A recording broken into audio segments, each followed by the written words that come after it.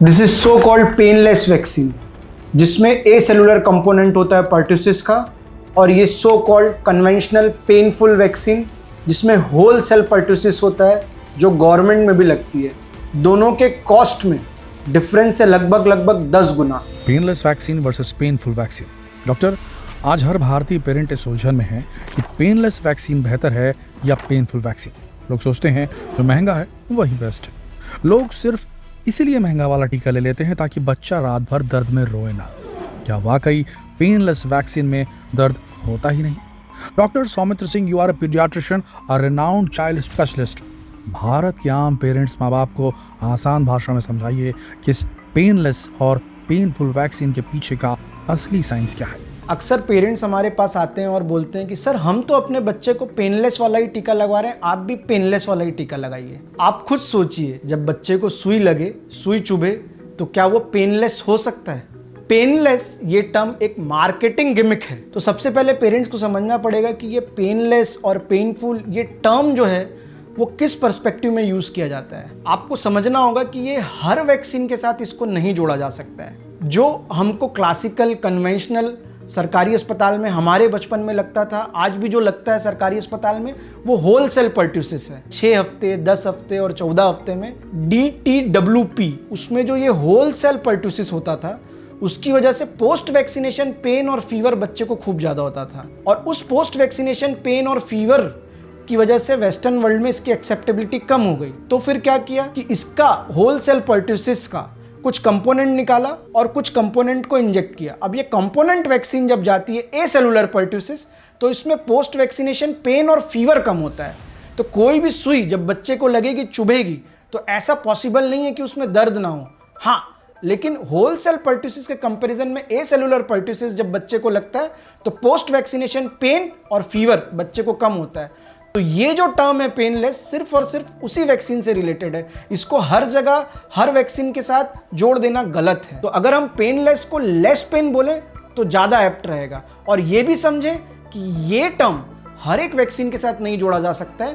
ये सिर्फ एक कॉम्बिनेशन वैक्सीन जो 6 हफ्ते, 10 हफ्ते, 14 हफ्ते में लगती है, फिर जिसका बूस्टर डोज 18 से 24 महीने में लगता है, 5 साल में लगता है, और उस कॉम्बिनेशन वैक्सीन का एक सिर्फ पार्ट है पर्ट्यूसिस, उससे रिलेटेड, उससे पर्टेनिंग ये टर्म होता है। दूसरी चीज, क्या एफिकेसी दोनों की बराबर है? हाँ, दोनों ही रोग प्रतिरोधक क्षमता इतनी डेवलप करते हैं कि बच्चे को पर्ट्यूसिस आगे चल के होने की संभावना लगभग न के बराबर हो जाती है। सीरो कन्वर्शन रेट 90 to 95% होता है। लेकिन एक बात और समझनी होगी, जब होल सेल पर्ट्यूसिस बच्चे को लगता है तो उसका टी हेल्पर 1 और टी हेल्पर 17 का रिस्पॉन्स आता है, जो लॉन्ग लास्टिंग ड्यूरेबल इम्यूनिटी देता है बच्चे को, और साथ साथ में नेजोफेरेंजियल जो बैक्टीरिया होते हैं जो हमारे नाक में नेचुरली रहते हैं, उनको भी क्लियर करता है। इसीलिए whole cell pertussis transmission cycle भी ब्रेक करता है। जबकि ए सेलुलर में टी हेल्पर 1 और टी हेल्पर 2 रिस्पॉन्स आता है, जिसकी वजह से बच्चे को उतना लॉन्ग लास्टिंग इम्यूनिटी तो नहीं मिलता है,